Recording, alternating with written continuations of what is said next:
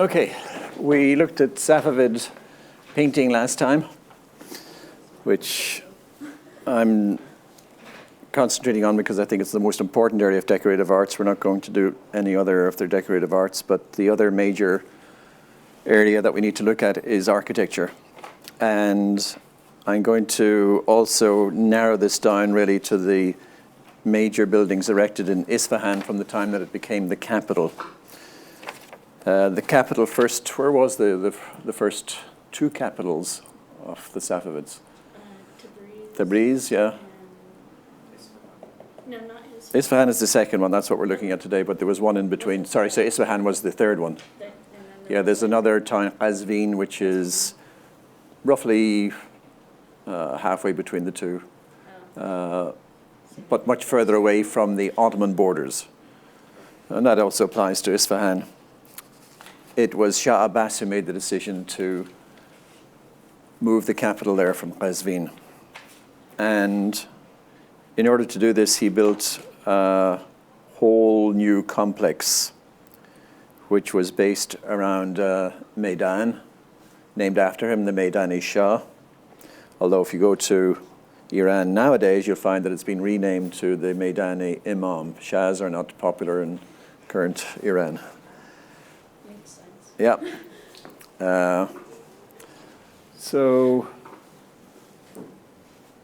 this number 2 is a building that should be familiar to you from 270, the Friday Mosque of Isfahan, the Masjid-i Jami. And it originally was beside a large Maydan. The bazaar of Isfahan ran all the way along beside it. The area that Shah Abbas picked to develop was further south from there, and this is the Maydan-i Shah. There is a river in Isfahan, there's the Indarud, which is marked at the very bottom of this map, but it's actually not terribly near the center of the city. It was used then and is now for picnics, for pleasure outings onto the banks, but it's not in the heart of any commercial activity. But one of the most important elements of the urban planning of the new complex is the elongation of the bazaar from the old Maydan down to the new one, and there were a cluster of caravanserais built here in the Safavid period as well, linking the two. So the northern end of the Maydan is a gate that leads into the bazaar. Immediately opposite that, on the southern end, you have what's called in its foundation inscription the New Friday Mosque. Although the sources and earlier readings that you'll have on it refer to it normally as the Masjid-i Shah. Again, renamed the Masjid-i Imam. And so if you're doing Google searches, you'll actually find it under the Masjid-i Imam now as much as the Masjid-i Shah. Zainab, is the service that slow at Cilantro?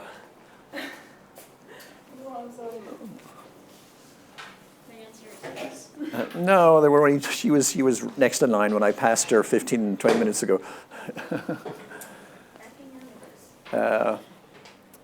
So that's the second major element on the bottom, and on the right-hand side you see a perspective viewpoint of the Friday Mosque. And that's the bazaar? The bazaar is extending north from here, but an important element is the shops that you have lining the sides of the square, which in fact were a continuation of the bazaar. And this was an incentive really, well, an incentive for people to come to the area, but also, as with other similar institutions, the revenue from the shops went to the upkeep of the religious buildings in the Waqf system. And notice the placement of the Friday Mosque relative to the other elements.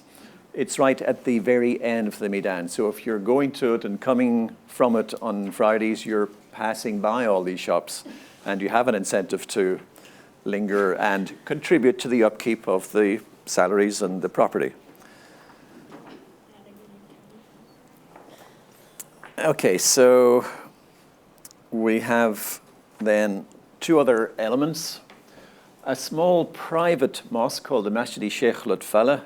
Chocolat himself was actually a Alepan in origin. He was a personal spiritual advisor to Shah Abbas. And this mosque was built in his honor. It's a neighborhood, not a Friday mosque.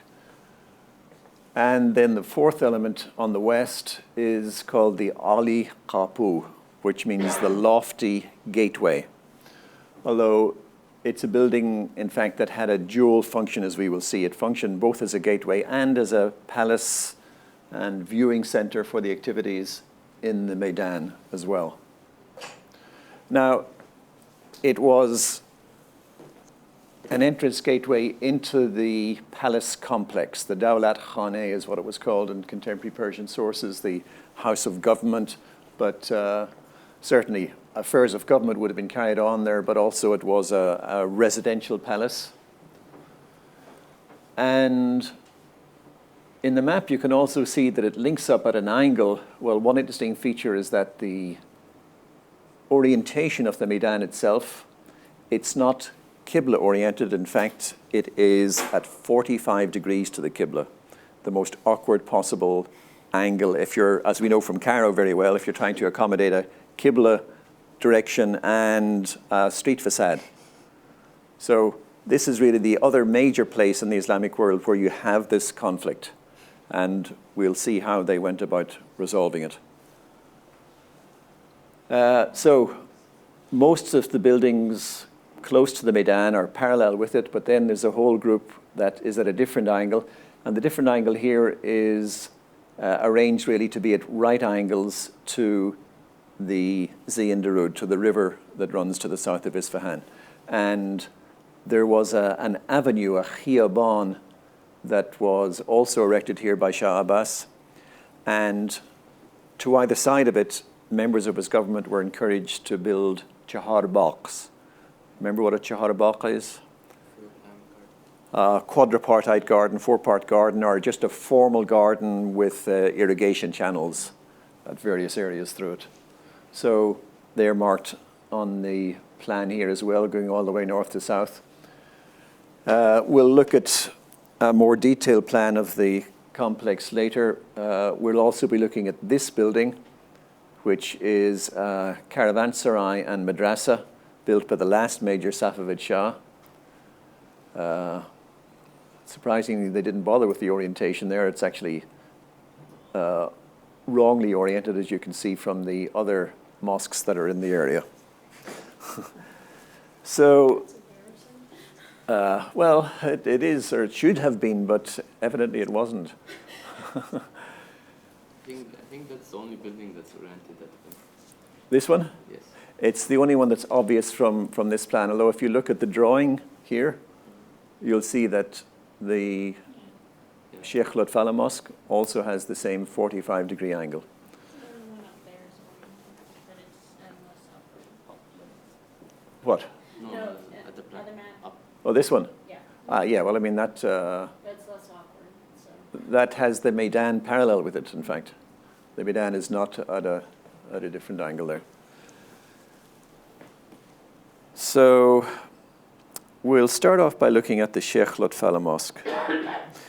Let me just show you a view of it. First of all, I'll come back to the plan here from the Maydan, looking at it.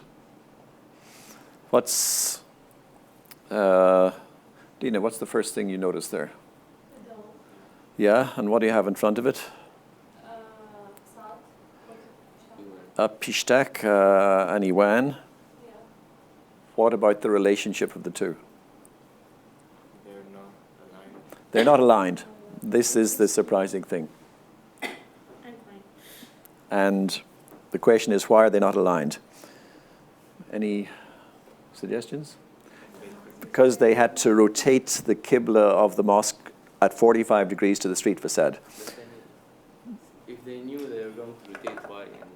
Yeah, good question. They wanted a nice gateway for the opening. Well, yes, but could they have had the nice gateway in front of the dome, directly in front of the dome? That's the question.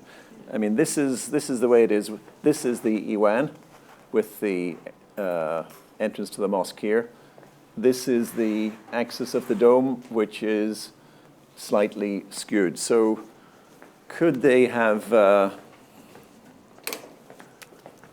had the entrance like this somehow and the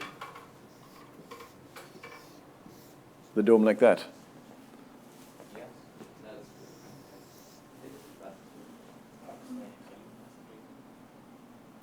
They could have moved the gate. Well, you can move one or the other. You're moving them in relation to one another. Someone messed up. I mean, I think they could have, but so why wouldn't they have done it this way? Is there room or something? No, there's no. Yeah, there's a room. I mean, there are dome chambers within it, but they seem to be even smaller personal spaces rather than mausoleums, as far as we know. I mean, this has a little mihrab of itself. This has another little mihrab. Well, maybe the architect wanted to show that there is actually a difference in the Qibla facade and the street facade, and this is a way of indicating it from the outside. Let's have another look on the plan at how you get into the mosque. I'm going to take you through this in slides shortly. It's a little bit misleading from the plan because you have the entrance here from the Maydan, and then you turn 45 degrees, and it looks like you have an entrance here. It's not. That's just a grilled window, okay? There's no access from this point. So you have to go straight along this corridor. You turn right, and then you turn right again, and you're directly opposite the Qibla. And in fact, by the time you've gone through this series of turns, you've forgotten about any difference in orientation or awkward angles. It's from here, it looks completely symmetrical.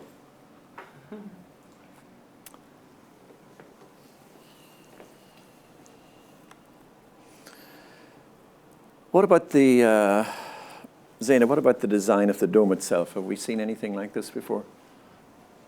Well, what's it made of?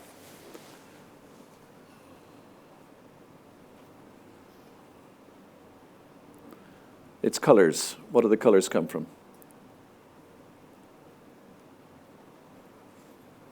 Take a wild guess.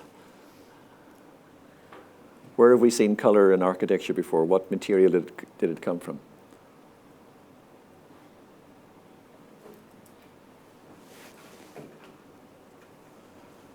As in Teymourian buildings, for instance?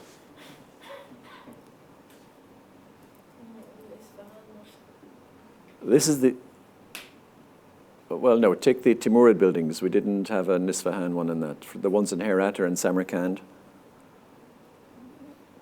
They were colorful. What did the color come from?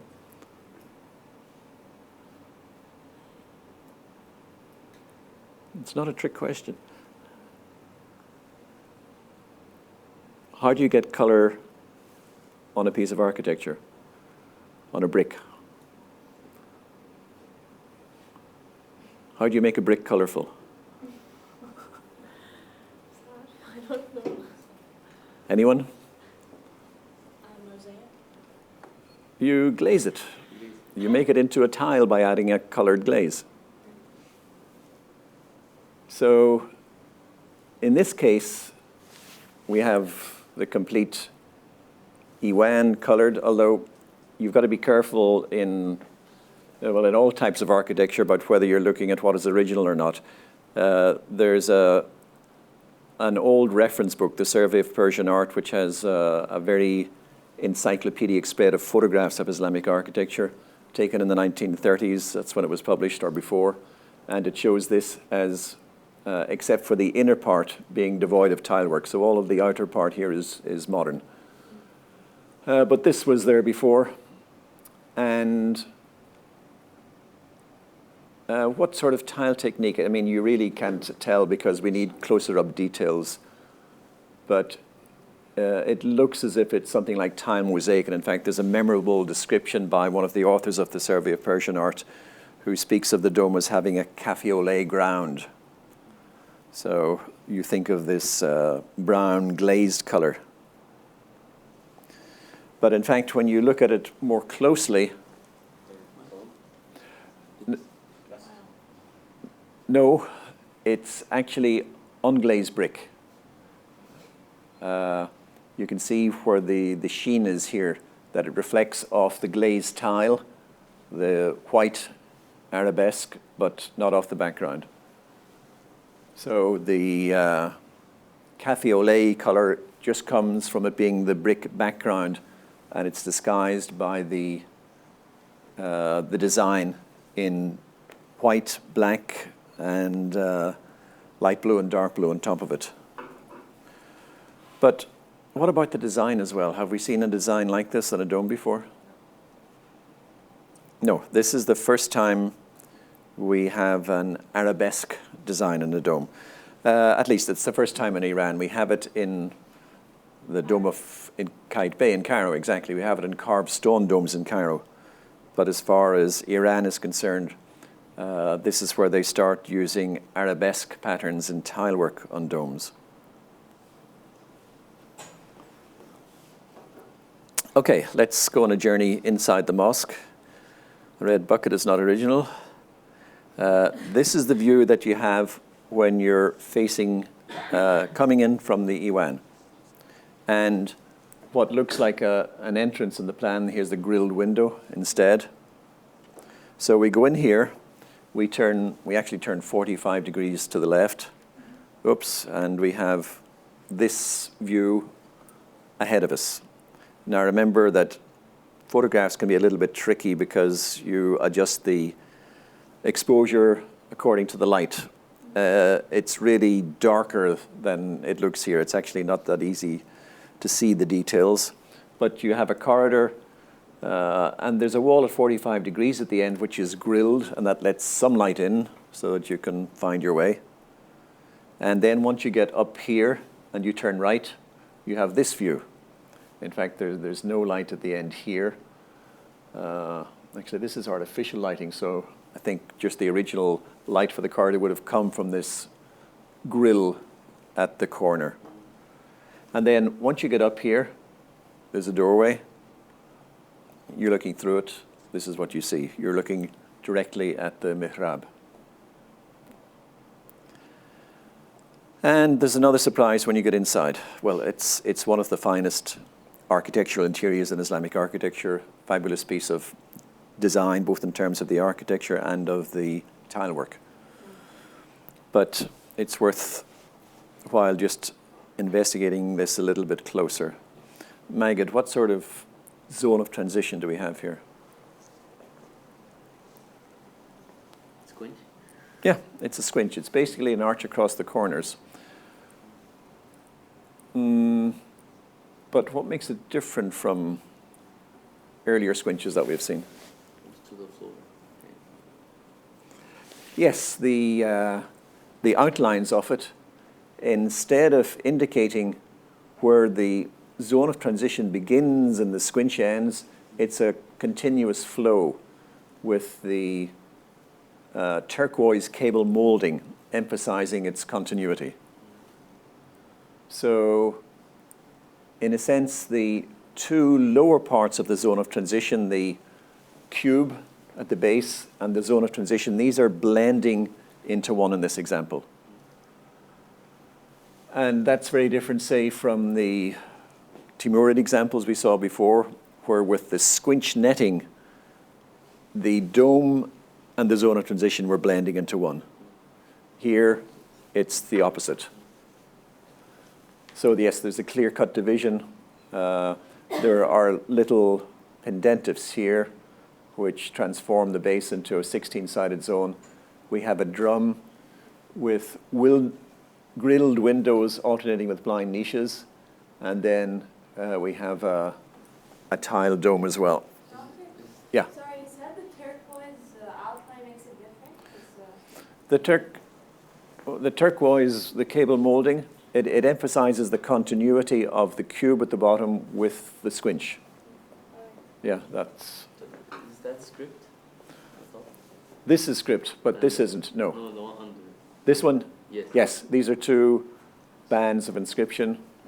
The Safavids liked to, in their Thuluth inscriptions, to emphasize a kind of double layer by bending the tail of a ya backwards. So these horizontal lines that you see through them are done in that fashion frequently.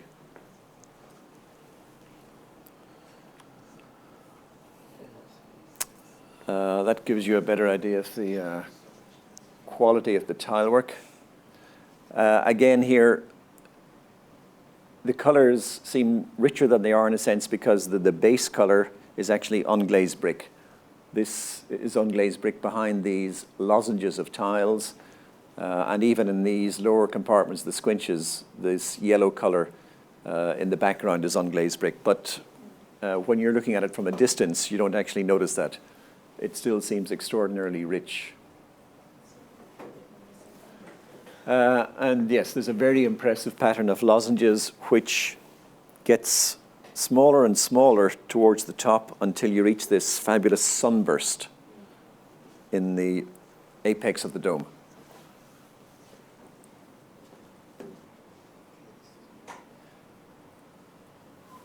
And this also has the effect with the diminishing of the lozenges of making the dome appear taller, making it appear higher.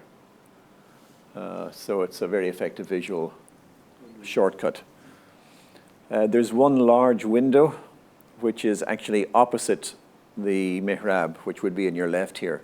So this floods the light with, floods the interior with light. And you can see, in fact, that there is also sunlight coming through some of the grilled windows. Again, photography can't capture the full range of tones that the eye can see. So the eye can see both the pattern caused by the shadows of the grill on the tilework, as well as the surrounding tilework more effectively. But this presumably was one of the desired effects of the architecture. Okay, so that's one of the two mosques. Let's have a look now at the Friday Mosque, the new Friday Mosque, or the Masjid-i Shah. And oh, you weren't here for the last class.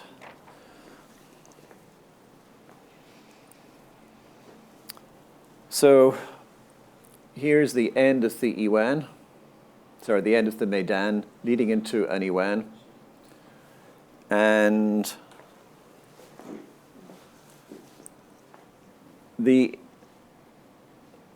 it's called a Masjid-i Shah, but in fact it's not just a masjid, it's a complex.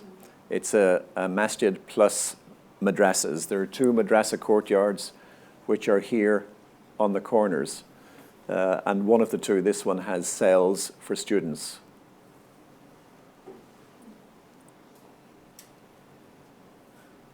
Nadeem, is it clear from here maybe what the arrangement of the side Iwans is? Or can you make a guess from the plan? There are two dome chambers. Where have we had that before in architecture? The Bibi Khanum Mosque, exactly. So this is an interesting feature that's copied from that one. It is a 4 Iwan plan, as is standard for Iranian architecture at this time.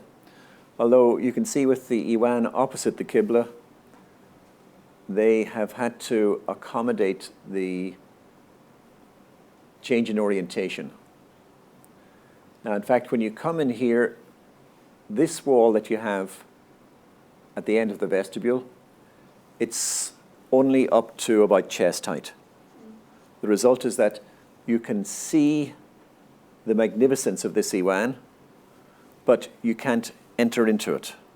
That's the same feature we've seen in the Cairo mosques, where even though the entrance might be on the same side as the Qibla Iwan, as in Barkok, for instance, you don't have a passageway into it. You have to go into the courtyard, which will lead you to the ablutions area in turn, so you don't disturb people praying. So similarly here, you could go either into the ablutions area, down here if you need to, or you can go to the side and then into the courtyard of the mosque. and into the other areas. Another unusual feature here is that to the side of the Qibla dome chamber, there is a couple of prayer halls with unusually large domes. They're much bigger than the usual, say, hypostyle area that you have in other parts of mosques.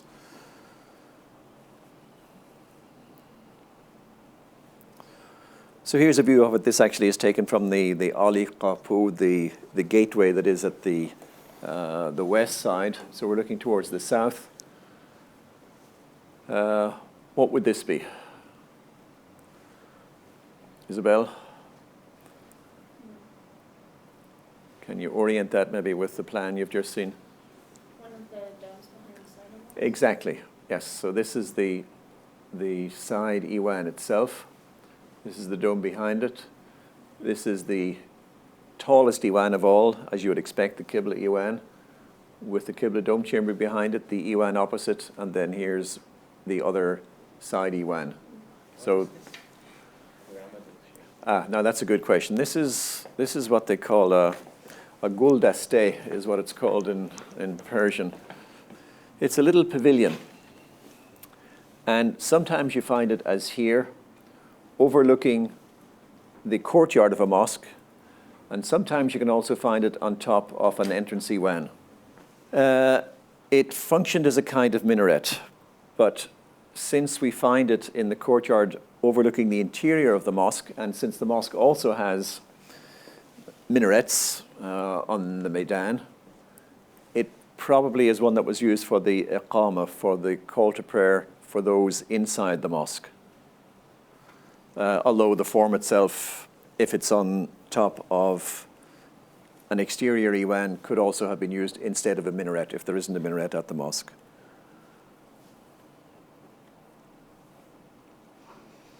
So here's the view from the Maydan looking towards the entrance Iwan.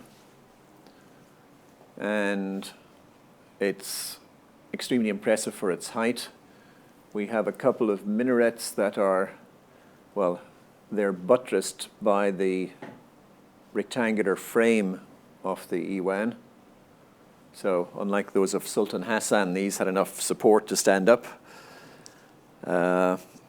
And a detail on the right-hand side of the tile work. Now this is tile work of the finest quality. This is tile mosaic, the most prestigious material that we saw used in Timurid architecture, for instance.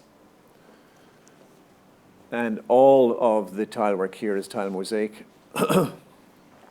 The pattern, by the way, here with this central lozenge, 4 smaller lozenges coming out from it, this is quite like what you would find in contemporary carpets. And it's quite likely that as in the Timurid period, there was a central design atelier that was providing patterns for, could be applique work on textiles or carpets or book bindings. They all would have used the same types of design.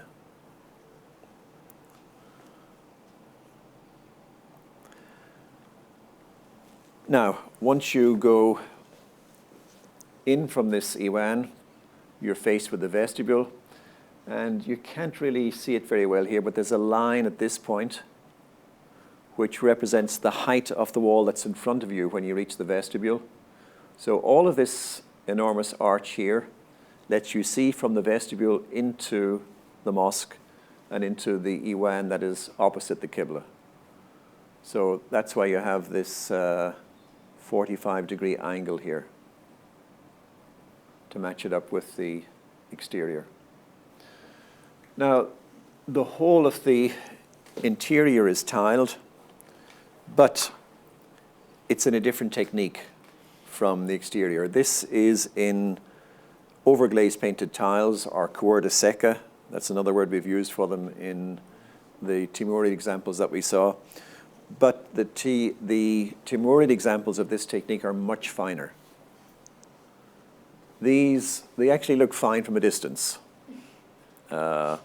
It's only when you go up close you realize that the colors are a bit bright, not quite so harmonious as the Teymourian examples.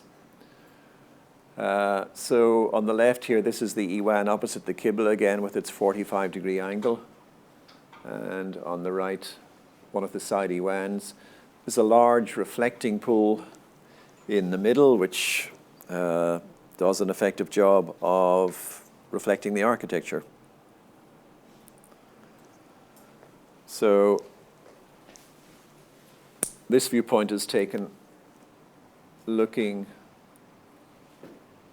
towards one of the prayer halls that's to the side of the Qibla Iwan, which would be on the left here. And we have a couple of open arches that lead into one of the two Madrasa courtyards behind it. And this is a bit like the, well, it's like another one of the mosques that we've seen, which has a gallery in the courtyard, but it's not a gallery that has actual rooms behind it. Which one? Dina, do you remember another mosque where we had this same feature of a two-story courtyard facade with nothing behind the upper story? Wasn't it ARIC and Yazd? No. No, Yazd actually, on the inside, you're right, it does have a gallery. Yeah. Yeah. But it's not in the courtyard. The gallery there is within the Qibla Iwan and the Qibla Dome Chamber. Anyone remember the... Hmm? Is it me? Sorry? No, sorry. I'm Vermeer? Varamin. Vermeer. Yeah. Okay. Varamin. Varamin is where we saw the start of this. The two niches to the side of the Qibla Iwan had this feature. But then we saw it in a much more developed fashion, just like here, all around the courtyard between the main Iwans. Yeah, the Gohar Shad complex in Mashhad. So it's worth remembering that as a parallel to what you see here.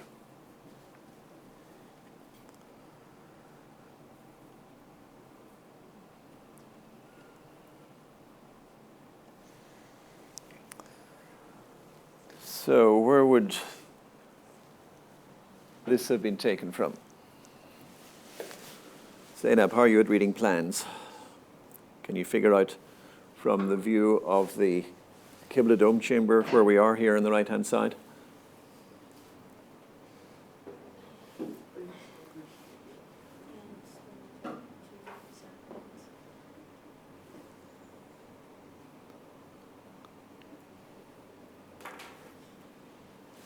We have the dome chamber, which obviously corresponds with that, and we have a minaret, which is on top of the Iwan in front of it, which will help you.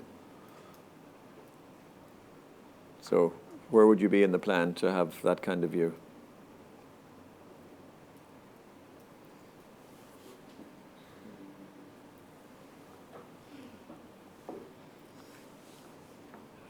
Maggot? Yeah. Either here or here. Well, the minaret is on the left of the Qibla dome chamber. So there. So you have to be there, exactly, yeah. So the two open niches that we saw earlier when we looked at the view from the pool are these ones. You have one of them here. So this facade has a series of niches which are also filled with the same kind of tile work that we had around the courtyard. And notice the dome as well. This is our second example of a dome that has a tiled arabesque design on it. Now here the background color is light blue, not the unglazed brick of the Sheikh Lutfallah.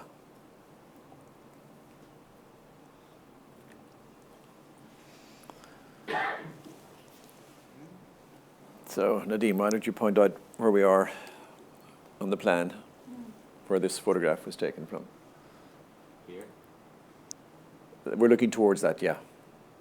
So we're looking from there and in that direction, exactly, yeah. So this is the same courtyard with the niches that we were just looking at on the right-hand side. So what's this feature? Nice series of ascending niches. Yes, this is the staircase that leads up to the Guldeste on top of the Iwan. So it looks like they certainly intended to use it regularly. They've provided this attractive architectural feature, even though it's not tiled. It's actually very unusual to have a staircase with this series of niches. Looks very modern. It does, yes. When they don't actually glaze it, the underlying structure gives it a modern feel. Yeah. And so here's another view of the Guldeste as well on top of the Iwan, probably used for the Iqama. Here's a little bit closer up detail of the tile work, showing you the range of colors, which is rather different from the Teymurid Courtyard Secca, the Teymurid overglaze painted. We have a brighter yellow now instead of the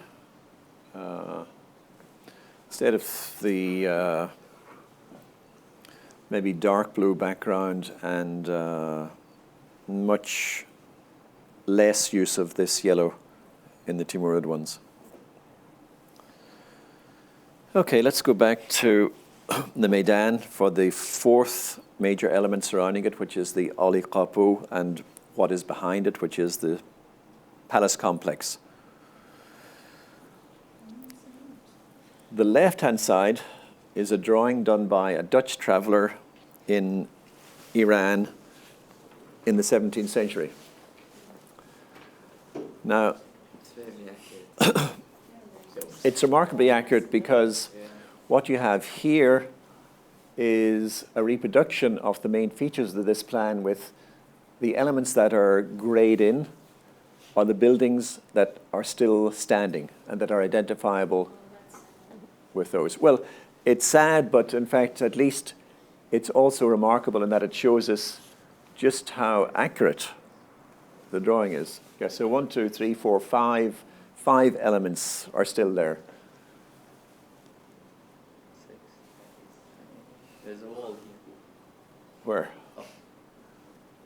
Oh, okay, yes, you're right, a little bit of wall there too, yeah. So 6 elements. The main ones actually are, and we'll be looking at them, are this, which is the Ali Qapu, this, which is the Chehel Satun Palace, and this is the Hasht Behesht Palace. But here's another question. There aren't any mountains in Isfahan.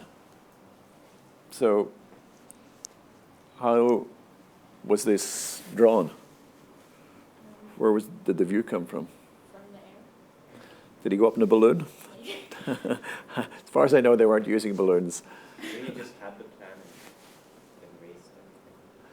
I think, yes, that has to be the answer. It's an isometric drawing, really, where you have a plan and you draw it in perspective, which you can do if you have enough details that you take on the ground. But the remarkable thing about that is he must have had access to all of these areas in order to draw this plan. And actually, that also tells us one feature which distinguishes the Safavid court from, say, the Ottoman one. Oh, yeah, but It was open. It was open. I mean, there were guards everywhere, of course, but there was much freer access to the interior than was the case with the Topkapi Sarai, the main Ottoman palace that we'll look at later. So, for instance, these pavilions inside the palace, these were used for entertainments by the Shah, where foreign ambassadors and their guests, important nobles, both local and foreign, would have been received and entertained with music, dancing, and feasting. Yeah, in fact, this building was one of the most important, but it hasn't survived. However, we have lots of others that have. So, yeah, it does. Although not everybody likes it, there's a famous traveler in the 1930s in Iran, Robert Byron, who wrote an entertaining book called The Road to Oxiana, which has it has detailed descriptions of the architecture. He's actually the author of the chapter on Timurid architecture in the Survey of Persian Art. So he was an architectural historian, and he described this as a boot box. So he wasn't very keen on it. In fact, it's the result of several campaigns. It was begun under Shah Abbas, but it wasn't finished until Shah Abbas the second in the middle of the 17th century. What isn't immediately opposite here is that this feature is on an upper story. Now, this is what they call a talar in Persian. A talar is a wooden columned porch that you have on vernacular architecture in various parts of the country. But of course, you have it on the ground floor. Here, it's been raised up one story. And that gives it a very different feeling. It was also the viewing platform from which the Shah and whoever he wanted to entertain there watched what was ever happening in the Maydan below. What would have been happening in the Maydan below that they wanted to see? Thieves?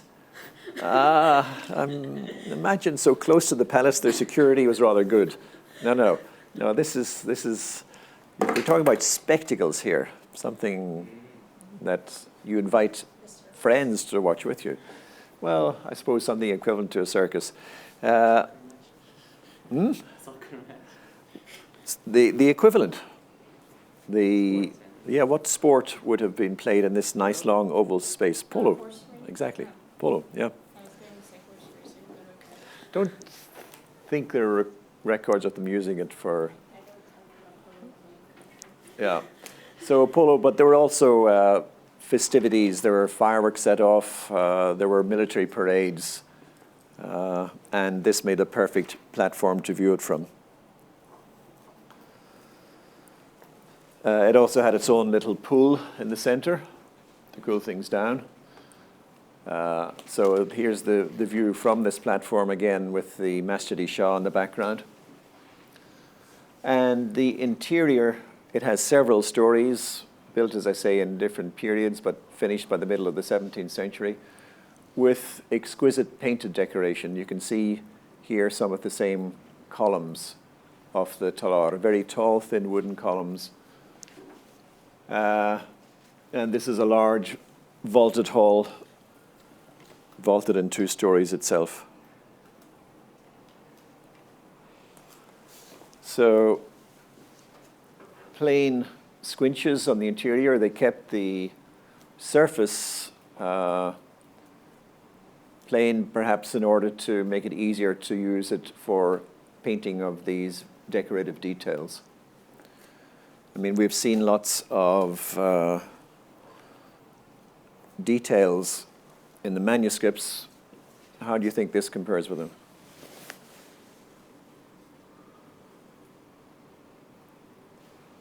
Any points of similarity or difference you notice? Yes, there are Chinese-influenced. What is this shape? This shape, it's like a Chinese cloud scroll, but it's a fractal example of one in that it's broken up into smaller Chinese cloud scrolls. But the whole outline itself is derived from, and you have different versions of it here as well. Well, the animals and trees are very naturalistic, and Yes. it's like everything is in bloom. However, like there is no ground. No symmetry. Yes, you're left to imagine the ground, and perhaps it's left a brown color for that. There isn't symmetry.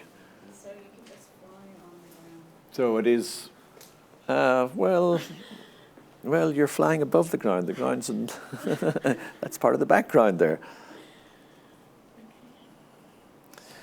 There's a room at the top which erroneously is called in many sources the music room.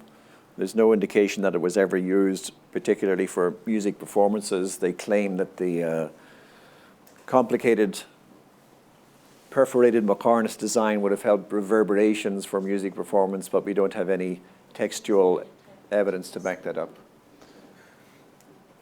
Yes, we have all sorts of interesting silhouettes in the walls here. What do the silhouettes correspond with? Different emotions. Different? Never mind. Looks like musical instruments. Maybe that was the fact that misled lots of people. No, these are the shapes of bottles that they make in the Safavid period, very long, thin necks. It's possible in some of these lower niches that bottles actually could have been put into these shelves. But of course, the ones that you have further up on the vaulting, which lean out a little bit, are purely decorative. So a lot of the whole upper story is taken up with that, and that's different from the painted surfaces we had below. But there are also several niches in the lower parts that are decorated with, well, here's another couple of figures whose style should look familiar. What's the name of the painter who we saw in the last class was doing figures in this way? Reza? Yeah, Reza Abbasi. So it's the style that started in the Shah Abbas period. And they used it not just for album paintings, but also for wall paintings on the major palaces. We have it here in the Ali Qapu. We also have it in the Chehel Satun.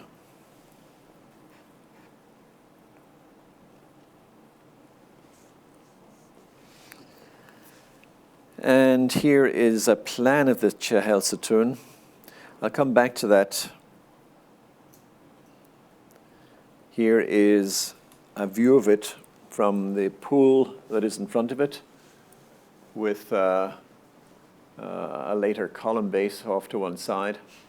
So here, the talar, instead of being raised up on an extra story, is at ground level, but still manages to support an enormous, heavy roof on these very tall, slender wooden columns.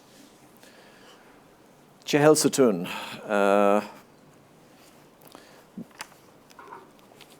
That means literally 40 columns. So let me go back and look at the plan. Dana, how many columns do we have?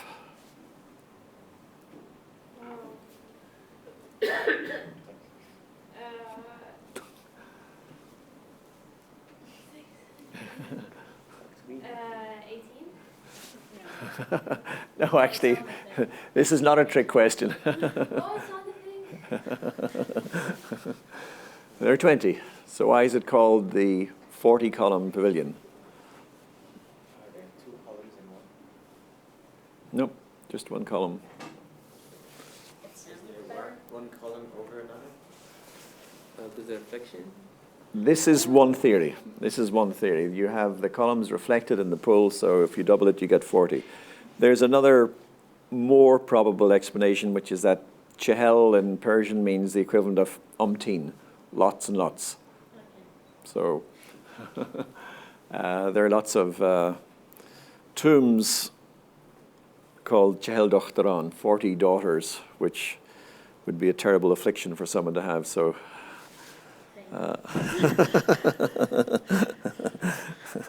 So I think that's the sense that it's used in those examples, and probably the same here as well.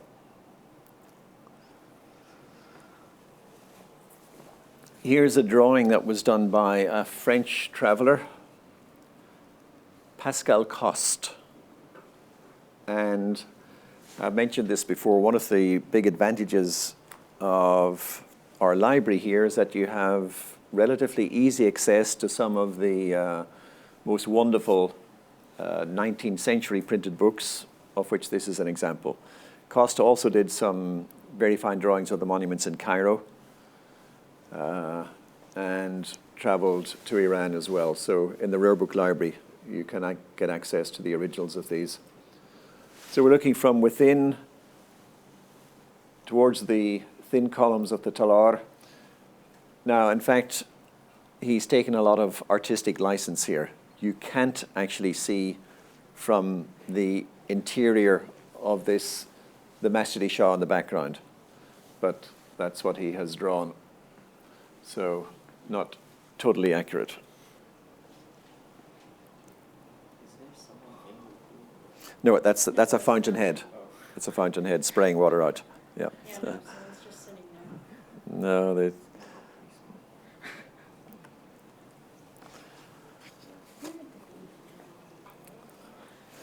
So once you get beyond the talar and this vestibule, there are small rooms to either side, but then you get into a major hall with impressive vaulting. There are 2 transverse vaults separating it into 3 domes, and there's a squinch net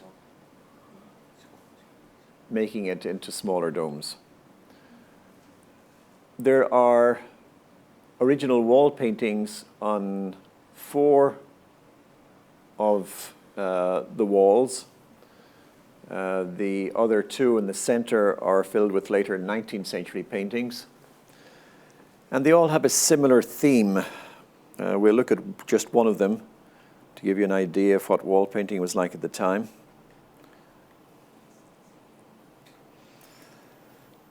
They all concern the generous or the generosity that was extended by Safavid rulers to other foreign potentates further east. Now, I wonder if you can recognize who the main protagonists are in this case.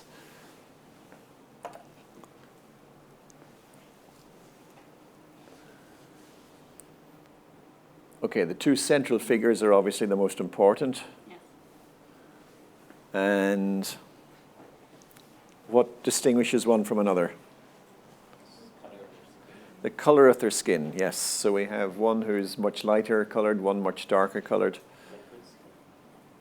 Not quite. I think it's actually a floral pattern on the silk dress that he's wearing, or silk garment. And their crowns or turbans? They're turbans with feathers coming out of them, magnificent feathers. So we actually know of one dark-skinned figure from the east who took refuge at a Safavid court.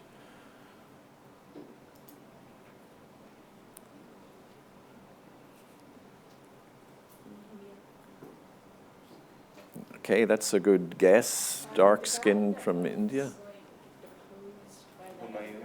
Humayun, exactly, yes. The Mughal Sultan Humayun took refuge at the court of Shah Tahmasp. And so this is Tahmasp on the right-hand side, Humayun on the left-hand side. And this is the kind of entertainment that was provided. Yes, we have musicians, we have dancers, we have food and drink.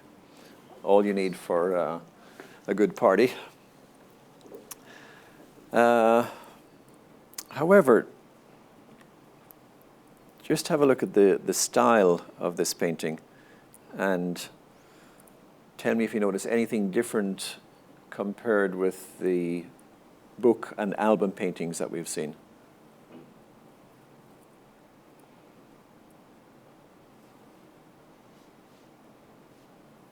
way shadow is depicted. Yes, shadow and landscape, increased feeling of three-dimensionality. So here too, they're starting to copy European ideas of perspective. We had this earlier in Mughal painting from the, from the 16th century onwards. But now from this point onwards, it's also a feature that you actually see it in some later Safavid manuscripts as well. But in these wall paintings, it's a feature that's used. So these are also from the middle of the 17th century.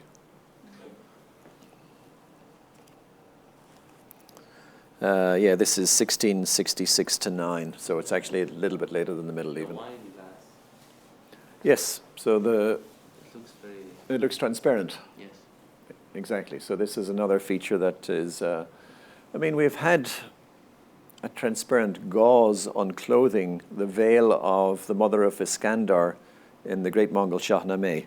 So it's an idea that they were familiar with. But yes, perhaps the particular detail here is one that could have been copied from a European source also.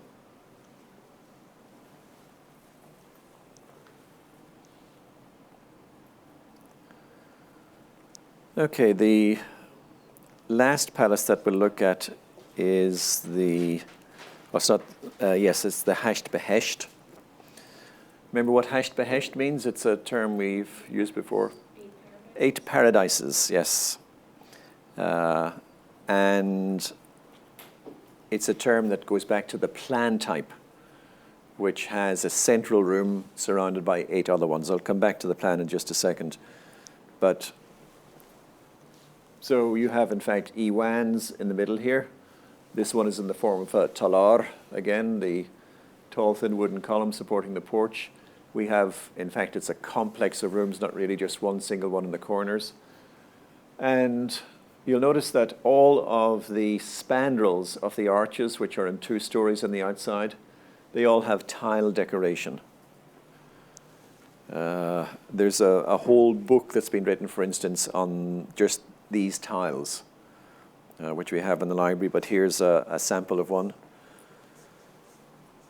What sort of technique do you think this is? Well, could it be tile mosaic? Let's. Why not? Yeah, it's clearly divided into rectangles, into squares. So in fact, it's corda secca again. It's the same technique used for the tile work of the Friday Mosque. One thing I'm not sure I mentioned actually earlier with regard to the corda secca technique of the Friday Mosque. The reason why it was used on the interior was probably because it was cheaper. Wasn't such as good quality as the Teymourian examples had been. They had an enormous amount of surface area to fill with tile, and producing these relatively inexpensive corda secca ones was their answer. These are rather better in quality than the ones in the Friday Mosque, although they're still not the highest. And we have a huge variety of motifs. We have people hunting, we have mythological animals, we have angels, as you see here.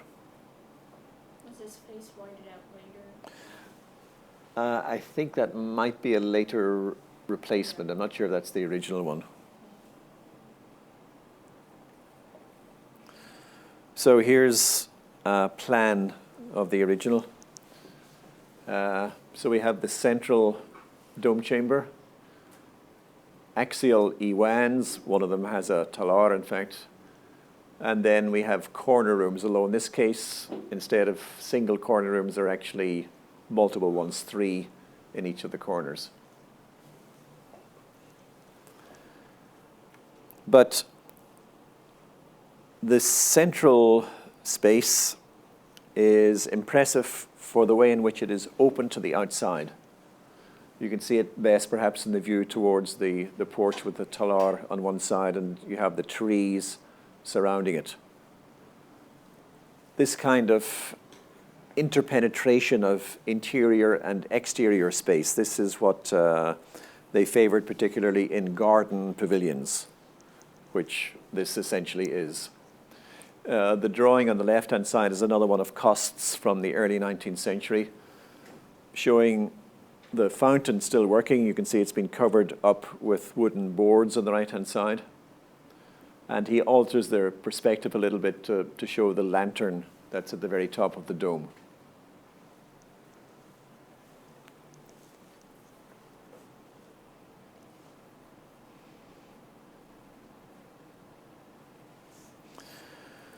We have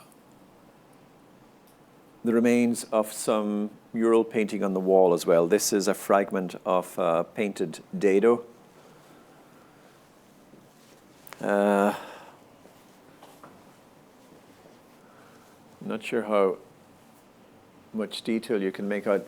Zainab, what sort of animals can you see on this?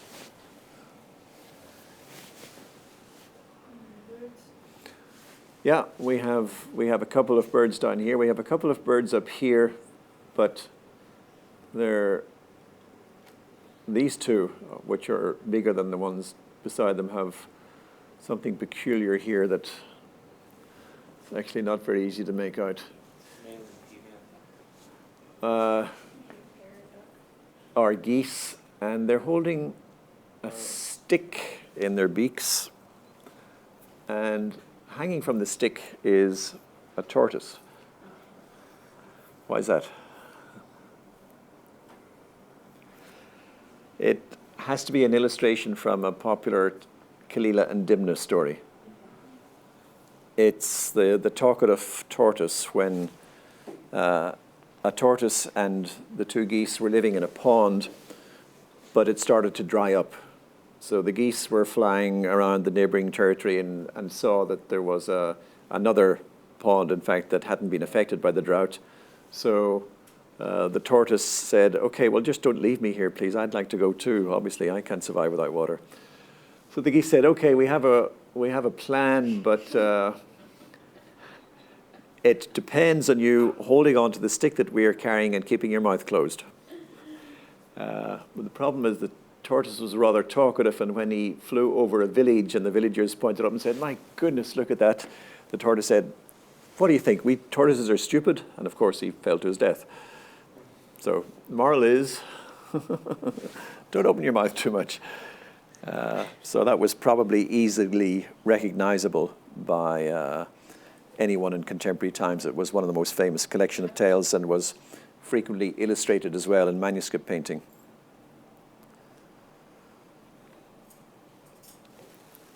So we've been looking so far at the area around the Maydan-i Shah, Bazaar Portal, Masjid-i Shah, Sheikh Lutfala Ali Qapu, and the palace area behind it.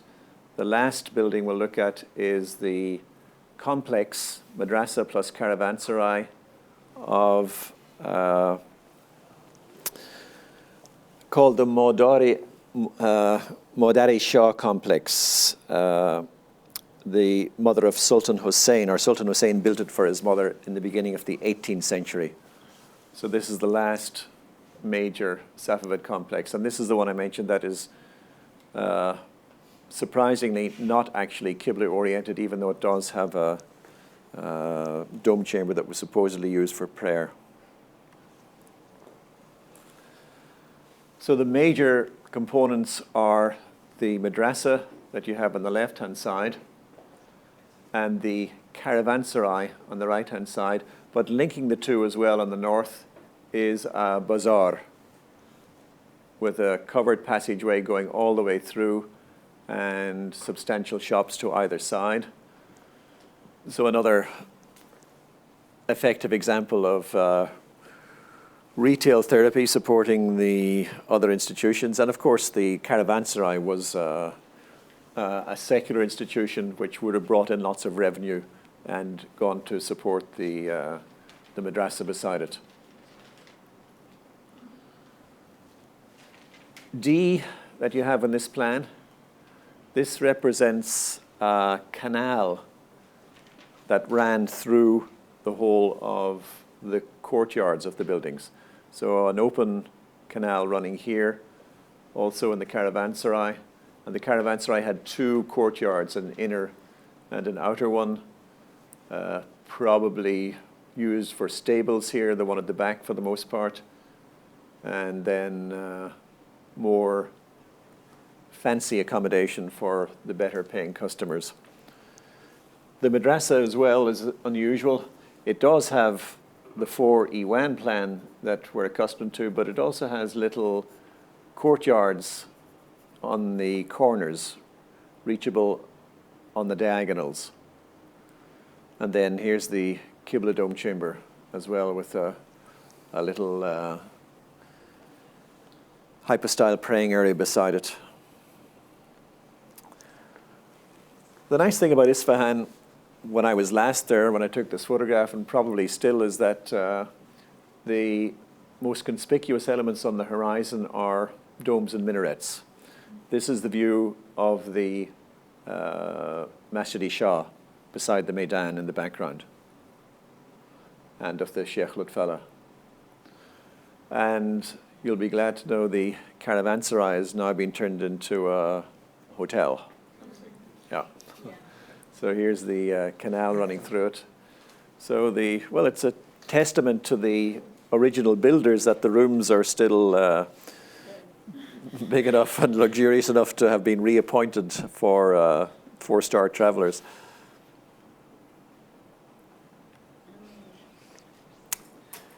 A view in the Madrasa courtyard. You have a pool and then the canal in the middle. And in fact, the dome here is an almost identical copy of the Masjid-i-Shah.